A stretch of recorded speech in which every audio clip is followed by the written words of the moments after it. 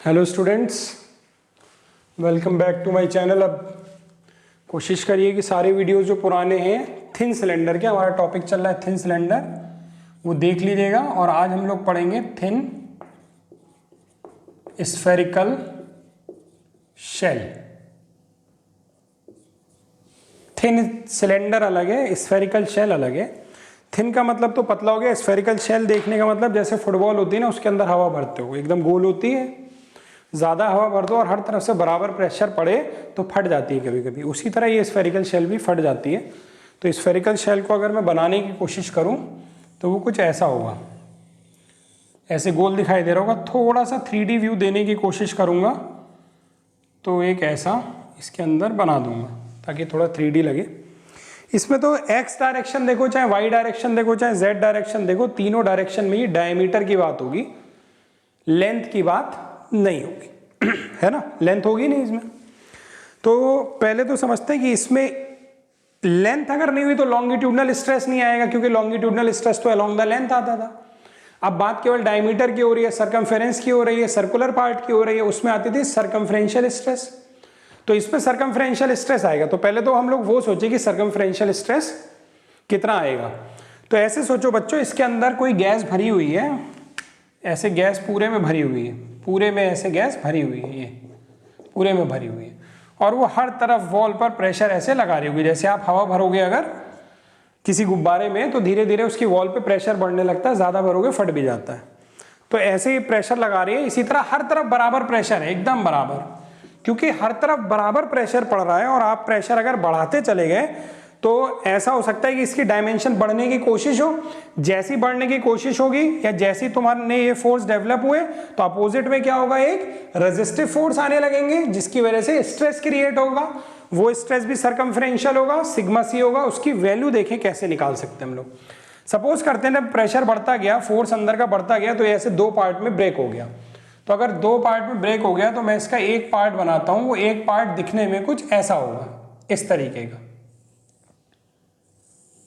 है ना। अब ये ऐसा ब्रेक क्यों हुआ होगा? क्योंकि इसका जो ये वाला पार्ट है, अगर 3D में सोचो कि ये है पूरा भी ऐसे समझो, तो इसका जो ये वाला पार्ट है, इस पे नीचे की गैस जो है, ऊपर का जो पार्ट है, नीचे भी गैस है ऊपर भी गैस। तो ऊपर वाली जो गैस है वो क्या कर रही है, ऐसे प्रेशर लग रहा है, यानी नीचे वाली गैस ऊपर की तरफ जाना चाह रही है, ऊपर वाली गैस नीचे की तरफ जाना चाह रही है, और ऐसे प्रेशर लग रहा है। प्रेशर लगेगा तो दो इक्वल पार्ट में टूट गया, जैसे मैंने बना रखा है। मैंने केवल ऊपर वाला पार्ट बनाया है। ये ऊपर क्यों गया होगा? क्योंकि नीचे से इस पर फोर्स लगा होगा, और नीचे से इस पर जो फोर्स लगा होगा बच्चों, वो किसने लगाया होगा? वो गैस ने लगाया होगा, यानी वो अप्लाइड फोर्स हो गया। और अप्लाइड फोर्स के अगेंस्ट जो फोर्स डेवलप होगा वो किसने लगाया होगा? वो इसके मटेरियल ने लगाया होगा। किसने लगाया होगा? इसके मटेरियल ने लगाया होगा। जहां जहां मटेरियल है वो रेजिस्टिव फोर्स होगा। तो पहले तो तुम ये समझो, जो गैस ने फोर्स लगाया वो कितने एरिया पे लगाया? गैस ने तो केवल इतने एरिया पे लगाया होगा ना फोर्स। मान लेते हैं यहां पर जो प्रेशर लग रहा है वो P है, और यहां का जो डायमीटर है वो D है। तो हम लोग जानते हैं प्रेशर इज इक्वल टू क्या होता है, फोर्स अपॉन एरिया। तो प्रेशर P लिख दिया, फोर्स जो इसने लगाया उसको मैंने लिख दिया F, है ना। और एरिया कितने एरिया पे लगा रहा होगा ये आप सोच के देखो। ऐसे एक पूरा गोलाकार आपके पास है, सर्कुलर स्फीयर है पूरा ऐसा, उसमें पूरे में एकदम सपोज गैस भरी है। तो अगर आप देखोगे तो बीच में ऐसे बिल्कुल सर्कुलर होगा, जहां से ये अलग हो रहा है। तो नीचे की गैस जो होगी उसी सर्कुलर एरिया, उस सर्कुलर सरफेस पर ही तो फोर्स लगाएगी, तभी तो ये ऐसे ब्रेक होगा।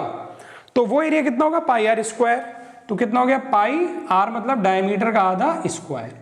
तो जो फोर्स गैस ने लगाया ऊपर, अप्लाइड फोर्स, वो कितना हो गया? P into pi by 4 D square. ये अप्लाइड फोर्स हो गया।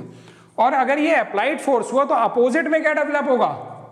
रेजिस्टेंस डेवलप होगा, रेजिस्टिव फोर्स डेवलप होगा। वो तो वहीं डेवलप होगा ना जहां मटेरियल होगा। आप ऐसे सोच के देखो, एक तरबूज है आपके पास, किसी तरह उसके दो टुकड़े आपने किए और उसमें से लाल पार्ट हटा दिया, और जो खाली बचा ना हॉलो एकदम, उसको फिर चिपका दिया, हरा वाला पार्ट, अंदर तो कुछ है नहीं। अब अगर अलग करके सामने से देखोगे तो सामने पहले तो ऐसे गोलाई जा रही होगी और फिर पीछे की तरफ वो गोल होगा। तो जो सामने की तरफ गोलाई आपको दिखाई दे रही है उसी पे तो स्ट्रेस डेवलप होगी, क्योंकि मटेरियल तो वही है ना, बीच में कुछ है ही नहीं, मटेरियल बीच तो खाली है। तो स्ट्रेस रेजिस्टिव फोर्स केवल यहां डेवलप होगा। और वो किस एरिया पे डेवलप हुआ, वो जो गोल वाला है, बस वो एरिया आपको पता करना है। चलिए देखते हैं। तो वो एरिया अगर तुम सामने से देखोगे ना तो वो तुम्हें कुछ ऐसा दिखाई देगा और पीछे की तरफ वो ऐसे है, ठीक है। तो यहां पर फोर्स डेवलप हुआ है ऐसे, जैसे मेरा मार्कर रखा है ऐसे ऐसे। तो ये वाला जो एरिया है, ये वाला जो एरिया है, यहां पर जो स्ट्रेस क्रिएट हुई क्योंकि रेजिस्टिव फोर्स आया, और रेजिस्टिव फोर्स को, रेजिस्टिव फोर्स FR लिख दे रहा हूं, को अगर मैं जिस एरिया पे वो लगा उससे डिवाइड कर दूंगा तो क्या आ जाता है, स्ट्रेस आ जाता है। तो रेजिस्टिव फोर्स को मैं एरिया से डिवाइड करता हूं तो ये एरिया कितना होगा, डायमीटर कितना है इसका D, थिकनेस कितनी है इसकी T। तो पिछले वीडियो लेक्चर में मैंने बताया था ये एरिया कितना हो जाता है बच्चों, 2πr इंटू T। तो sigma C is equal to हो जाएगा FR। जो रेजिस्टिव फोर्स डेवलप हुआ है वो किसके बराबर होता है बच्चों, ध्यान होगा आपको, जितना फोर्स हम लगाते हैं उतना ही रेजिस्टिव फोर्स डेवलप होता है। तो रेजिस्टिव फोर्स अप्लाइड फोर्स के बराबर होगा, यानी P इंटू π/4d² के बराबर होगा, यानी P into π/4d² upon 2πrt। यहां 2r क्या हो गया भाई, रेडियस को 2 से मल्टीप्लाई कर दो तो डायमीटर हो गया, d into pi into T, D से d कैंसिल हो गया, एक पाई से पाई कैंसिल हो गया, तो सिग्मा c बराबर कितना आ गया, pd अपॉन 4t। तो इसमें केवल सर्कमफरेंशियल स्ट्रेस होगी, लॉन्गिट्यूडनल स्ट्रेस नहीं होगी, और सर्कमफरेंशियल स्ट्रेस की वैल्यू कितनी आएगी, pd अपॉन 4t। अब वो जो तरबूज था ना, भी एग्जाम्पल मैंने लिया था, जब आप बाजार से खरीद के लाते हो तो वो पूरा एक होता है, उसमें कोई जोड़ थोड़ी होता है। लेकिन जो लेदर की बॉल होती है उसको अगर ध्यान से देखो, क्रिकेट वाली, तो उसमें सिलाई होती है, 2 पार्ट को जोड़ा गया होता है, वहां ज्वाइंट है। तो अगर ज्वाइंट वाला स्फीयर तुम्हें दे दिया, इफ स्फेरिकल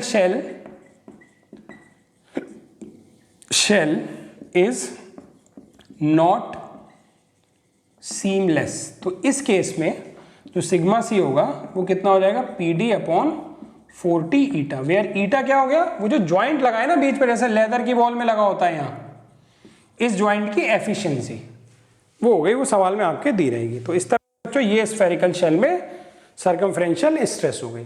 अभी देखते हैं, अगर भाई ये ऐसे इसके अंदर सारे प्रेशर लग रहे हैं तो इसका डायमीटर भी बढ़ सकता है और वॉल्यूम भी बढ़ सकता है, तो कितना चेंज हो सकता है टूटने से पहले, वो जरा हम लोग देखते हैं।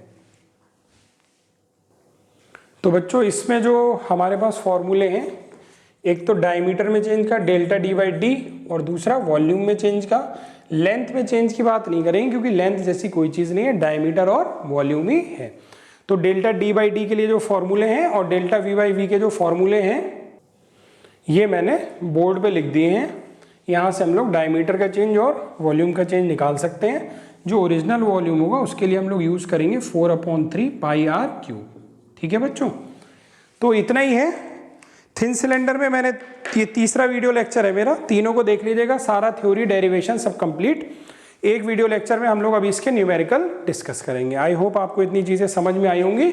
जैसा भी हो मुझे कमेंट में बताइएगा। Thank you very much.